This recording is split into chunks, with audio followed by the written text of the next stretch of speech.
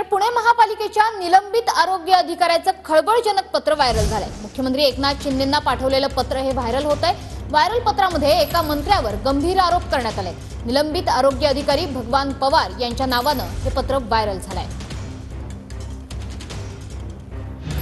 नियमबाह्य टेंडरची कामं, खरेदी प्रक्रियेची कामं आणि इतर कामात मदत करण्यास माझ्यावर दबाव आणला। मंत्र्यांनी पुण्यातील कात्रजमधील कार्यालयामध्ये वारंवार बोलावून माझ्यावर दबाव आणला होता। मी नियमबाह्य कामामध्ये मदत केली नाही म्हणून माझं निलंबन केलं गेलं। पुणे महानगरपालिकेमधील प्रमुख आरोग्य अधिकारी पद रिक्त करण्यासाठी माझ्या विरोधातील तक्रारी बाहेर काढल्या गेल्या।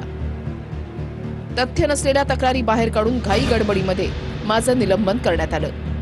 आकस मनामध्ये ठेवून माझी मानसिक छळवणूक सुरू करण्यात आली होती। भगवान पवारांविरोधात महिला कर्मचाऱ्यानं लैंगिक शोषणाची तक्रार केल्याचा आरोप आहे। साताऱ्यात आरोग्य अधिकारी असताना हे आरोप करण्यात आले होते।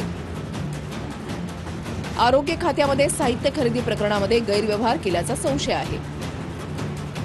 एप्रिल महिन्यामध्ये चौकशीसाठी समिती नेमण्यात आली होती। समितीनं आरोग्य विभागाला अहवाल दिल्यानंतर कारवाई करण्यात आली।